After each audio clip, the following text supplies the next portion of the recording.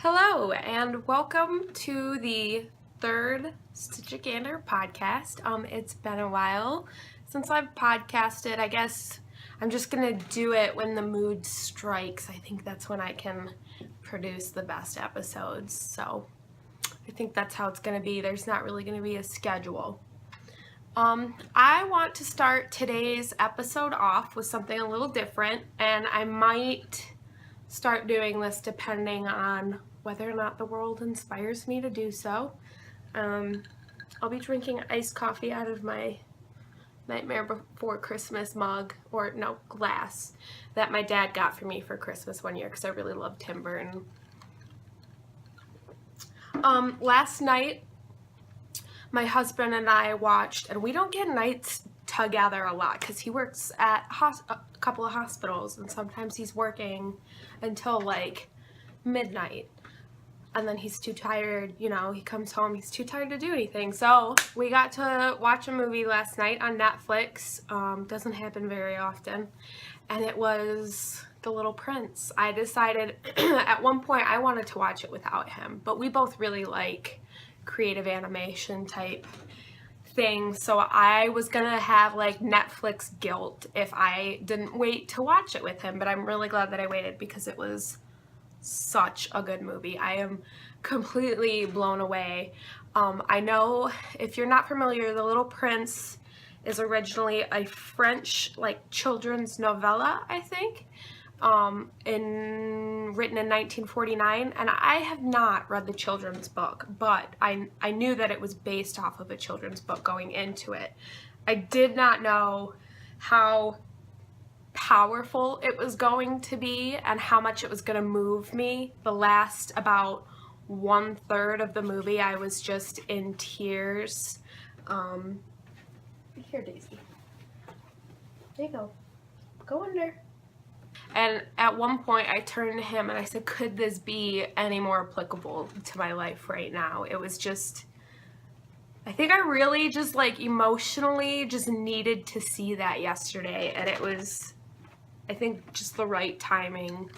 And The Little Prince actually, I don't want to give anything away, but she finds this guy later who is like a janitor on top of the roof for a businessman, and that's kind of my life right now. I work on campus part-time, being a janitor basically, where you kind of, I saw a lot of like Marxist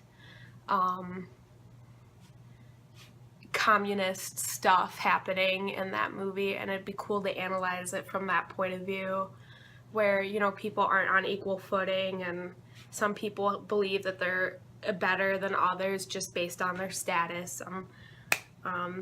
It was just really, even the soundtrack was just magical. So if you haven't seen it, give it a go. It was so good. So anyway, so I wanted to read a quote. I think it's from the book. I wish I had written down some of the quotes yesterday, but I didn't think that I would still be thinking about it the next day. That's how good this movie was. And I picked out a quote that really kind of spoke to me. And it is, "And now here is my secret, a very simple secret. It is only with the heart that one can see rightly. What is essential is invisible to the eye." And to me, that has a lot of significance, because I think a lot of what we do in life, we think with our heads instead of our hearts. And lately, probably the past year, I've been trying to be more truthful to myself, basically career-wise, and letting my heart tell me what to do more than my head. Because when I was growing up, I went through a lot of depression and anxiety, and I saw a lot of counselors. I mean, this is gonna get heavy right here, but I'm just gonna be honest with you because that movie was so good. And I grew up trying to kind of suppress my emotional side, and that's just the crazy person talking, and don't listen to that, and you need to be logical. You need to, originally I wanted to go to art school And then I found psychology, and I thought that that would be probably a sturdier way to make money, I think. And I've never been like about money or motivated by money. And then I went through my entire college career. I did psychology. And now I'm in a place where I'm kind of looking back going, you know, why did I do that? I probably should have stuck with my gut and gone to art school. And just trying to really not be somebody who I wasn't, but think more with my head than my heart. So that quote really resonates with me, because he's basically saying, you know, the things in life that really matter, you can only see and feel with your heart. So just something to think about. That was, whoo, it was a good movie. I have a lot of stuff to talk to you guys about today. I guess I will start with whips. So last podcast I talked about the Ursa shawl and how I saw it at a trunk show at my local yarn shop. And I also talked about how my local yarn shop was going to be doing a flagship for Quince & Co. And I went and got some Quince & Co. already.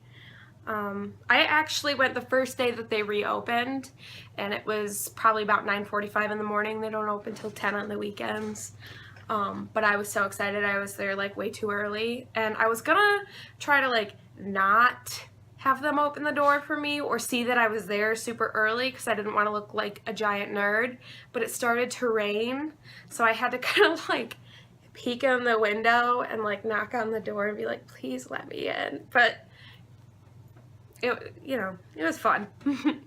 And I picked out from the Piper color, from the Piper base, because the Ursa shawl is knit in lace, and here is what I have so far. It is so tiny because I have restarted it 3 times. And that is because of color choice. The first yarn that I got from a place in Grand Rapids, and I got this it's called llama lace. I don't know if that's the base or the yarn, but it just, working with the single ply, it was not working out, so I had to take it out. And then I have like a dark terracotta, and that wasn't working out. And then I finally went and I got this beautiful, like, it's like a light sage green, like almost gray. I mean, to really see its full like depth, you need to see it in the sunlight. And I think the colorway is San Angelo. Really pretty. And then this one's, I think, Pampa. So just a single ply heavy lace weight, I believe, which this will be my first totally lace project, which is kind of daunting, but like I said, I'm just really gonna take my time on it, and it's knit in sections, so it's never gonna be like one huge row of it. So that's kind of helpful for the motivation factor. And it's in my Jenna Rose handmade project bag, which I found out she's actually going to be having a pretty big update in September. I don't know the exact date, but you can bet I'm gonna get another project bag from her. Let's see what else. Oh, I have made quite a bit of progress on my Because I Love You wrap by Amy Meeks. I really just want to get it done and out of the way. It's really fun and I love it, but I don't know, I've been like a selfish knitter lately. I've been really wanting to work on things for me, probably because the past like few projects have been for other people, and I'm just like, oh, it's my turn. I want to do my colors, because normally I wouldn't pick like these colors, but it's gorgeous, and it's fun to knit for other people because it's not colors that I would have normally chosen. But I think the last time I showed you guys, I was just a couple of stripes in, so somewhere over here. But yeah, it's growing. It's getting pretty big. I passed what she calls the bridge right here, and I actually have, let's see, just like a couple more rows, but when it's this wide, you know, it doesn't feel like a couple, but a couple more rows on this, one more stripe, another stocking net chunk, and then the bind off. So I'm almost done. But yes, that is going along swimmingly. And this is in my Klein Design sushi handbag, which I also love. And then, fresh off the needles, I just started this today. Coziest memory blanket. I think, how does it go? I think it goes like this, technically.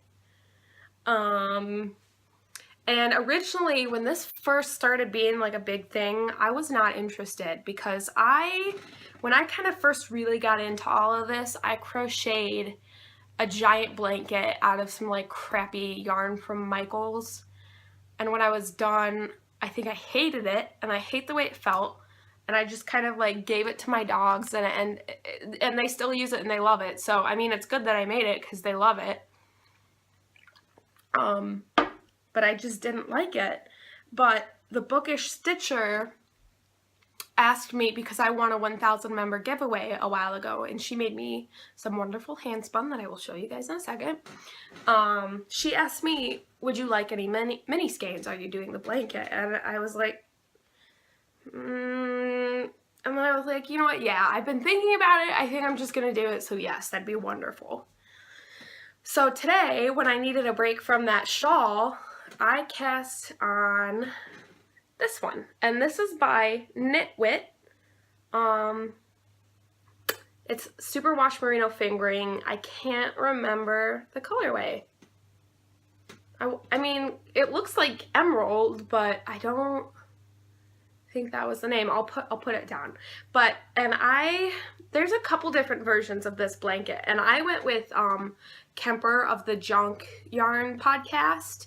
I went with her pattern, and it's free because the original one, the one that has like 3,000 projects on it, it's not like a written out pattern. And when I do something like this, I want it to be easy and relaxing and a break from whatever project I'm on currently. And I looked at the original one and I went, nope.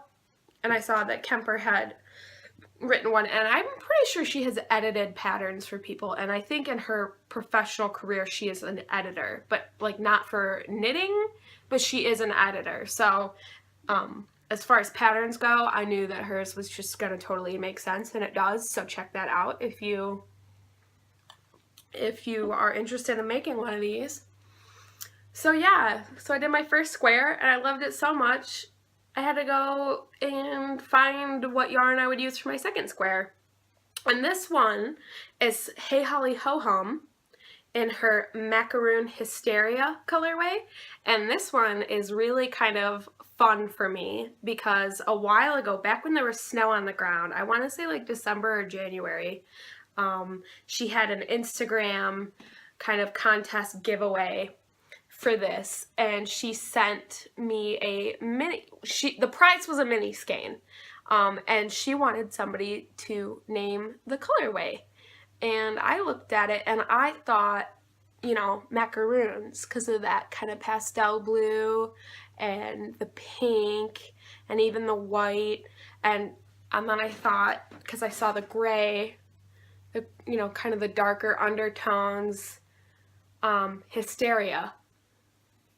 And what's happening with macaroons? They're exploding. They're everywhere. They're being turned into stitch markers and purses, and everybody just loves macaroons. It's a hysteria. So I was like, oh my God, macaroon hysteria. And lo and behold, she chose that for the name, and she sent me a mini skein. And ever since she sent it, I was like, I don't know what I'm going to do with this. I guess I'll make a headband. And I started on the headband, and that's why these stitches are kind of like all squiggly, because they were knit up in a headband for a few months, and I just kind of pulled it out. And I actually have a lot left over so I can make more. But I am loving this right now. I mean, I've only made 2 squares, but it's such a nice break from doing large projects, just to be able to do like 1 square and just be done with it and walk away. Also, I think that this will be really great for like if I've never knit with a yarn before. I think I should cut a little bit off, as scary as that sounds, cut a little bit off and do one of these squares, because I have never knit with the Knit Wit before, and I only have mini skein, so I wasn't planning on doing like a sock or something. But now that I've knit with it, I know that it's, you know, it's a heavier weight fingering yarn as compared to like the Hey Holly Ho Hum, which is like a little bit smoother, a little bit thinner, and kind of, you can just see just by the way it stretches really. It's almost like knitting a productive swatch, because to me, I hate swatches because you don't use them. I mean, but they're absolutely essential. So being able to do this, I get to basically keep the swatch, but also understand how it knits up. And let me tell you, I want, and I love, and I knew I was gonna love this, the Knitted Wit. I want a full skein of her superwash, and I don't know what I want to make. Maybe like a hat, because in the garter stitch it is so squishy, and I just know that it would have just excellent stitch definition. So maybe like a really cool hat.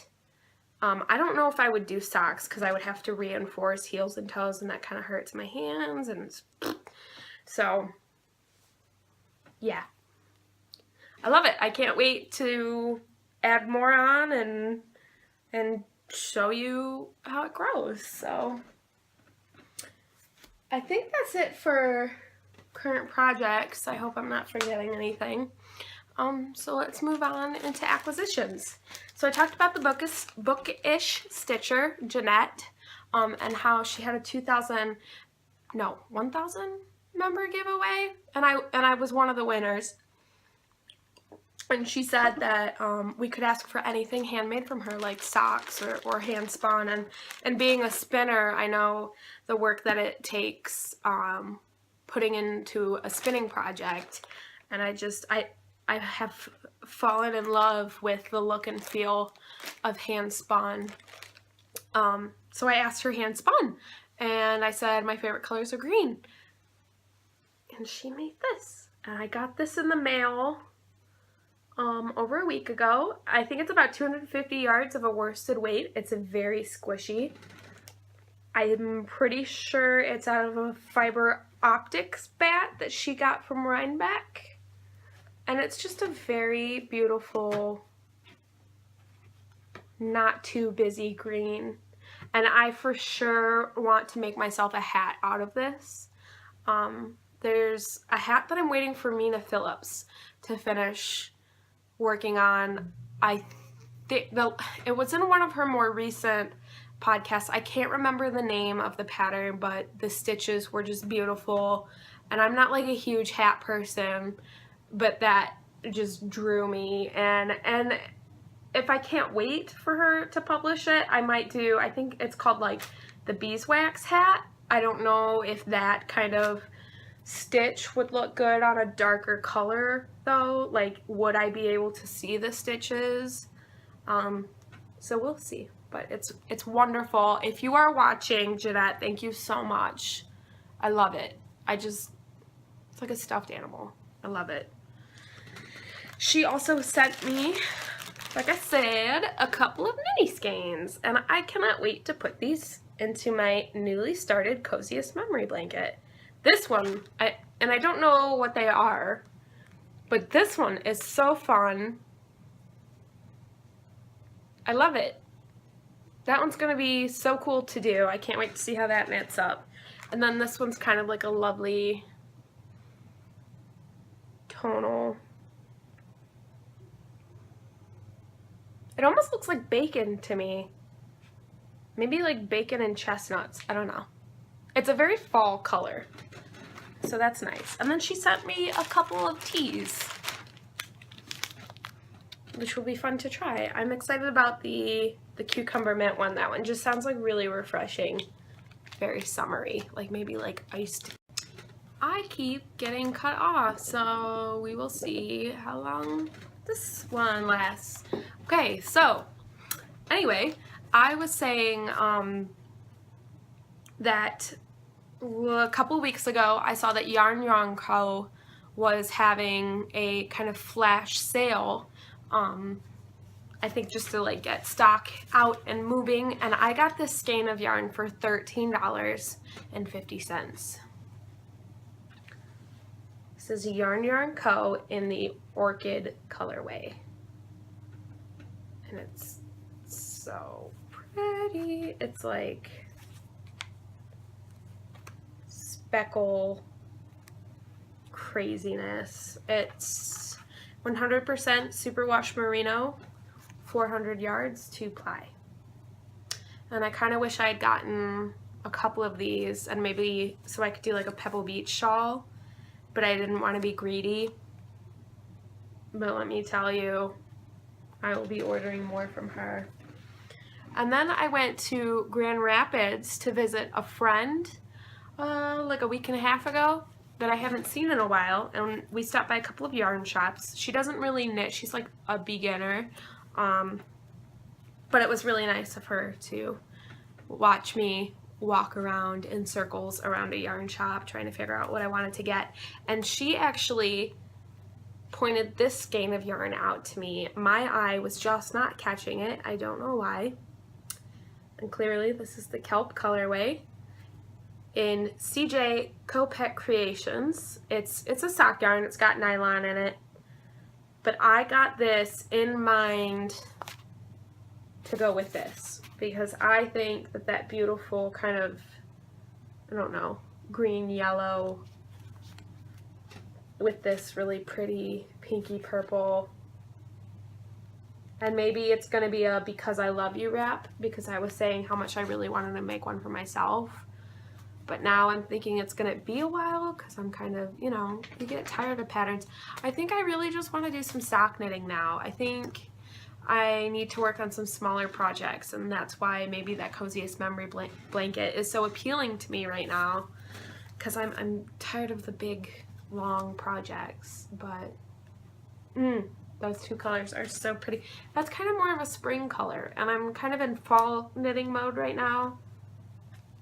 Maybe in a couple months when it's cold and gross out and I wished it was summer again, but love it.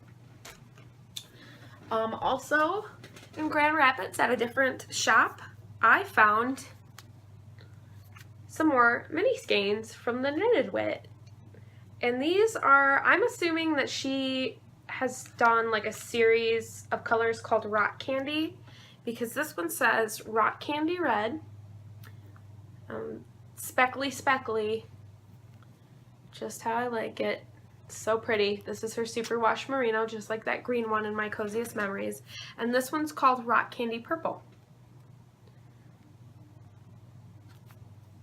Also very speckly.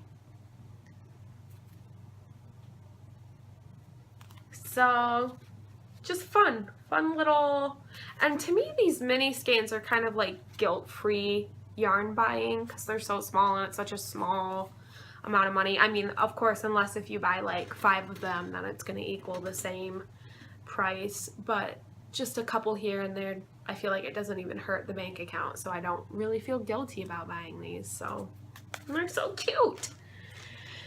And then at that same yarn shop, you know how I was talking about I compare my yarn shop to all the other yarn shops, and if it doesn't meet the expectations of my yarn shop, then I'm not gonna like your shop. I know it's snobby, but I've just been spoiled with that shop. But where I got those Knitted Wit skeins, Threadbare, I got this little bag because I was so impressed with their shop. I wanted to remember it. And I got this cute little tote bag, and I think it's a mom-daughter duo, and they're just so nice. The daughter was so nice and just kind of like followed us around chatting, and we just like were laughing the whole time. And I will definitely be going, like every time I go to Grand Rapids, I'm gonna have to stop by this yarn shop just to see what they've got. I was very impressed.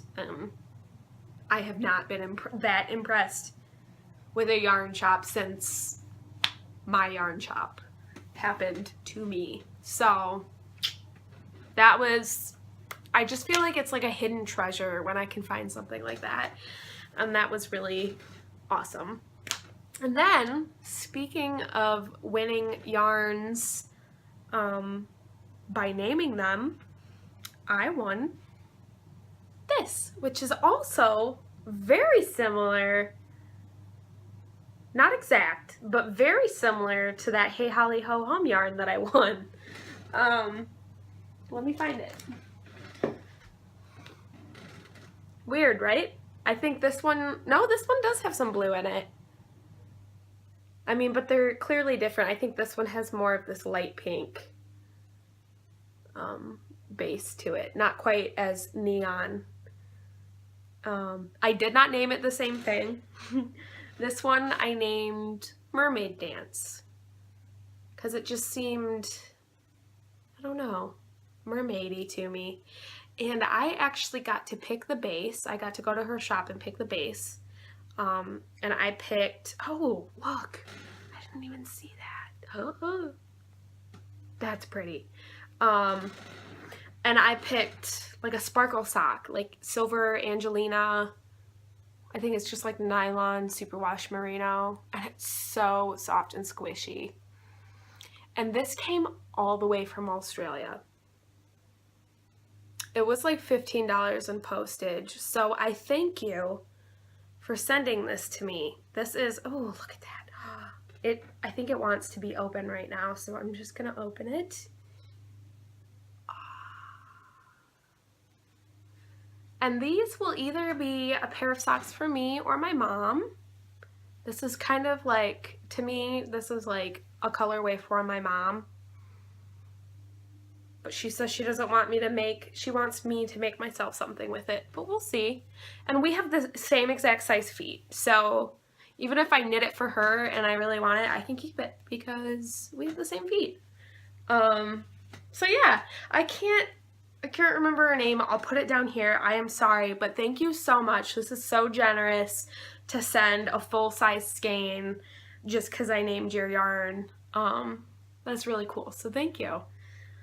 And yeah, I think that's basically all I've got for you guys this time, which was actually quite a bit. I promise I don't normally buy this much yarn. And I actually told my husband a couple days ago, I swear I'm not buying anything for a month. Hold me to it. To the day, I will not buy any more yarn. We'll see how long that lasts. It's been 3 days. So, yeah. One other thing, I've been watching, because I ran out of Brooklyn Knit Folk. See, this is what I do. I binge watch these podcasts, and then I run out of them, and then I get sad. But at one point, Jacqueline mentioned Sweet Sparrow Yarns with Julie, and I went over to hers, and I gave it a try, and I ended up watching, I think there's 10 out right now. I ended up watching them all in like 2 or 3 days. She's so soothing. I think she's probably about my age, and I can relate myself quite a bit to her. She's very introverted, had that kind of year-long struggle right after college, just being like, what am I doing with myself? Yeah, so give that podcast a try. I love it. I can't wait for her next episode to come out, and I immediately subscribed, and yeah, it's just really nice to watch. So have a great week, couple of weeks, month. Yeah, I'll see you guys next time. Bye.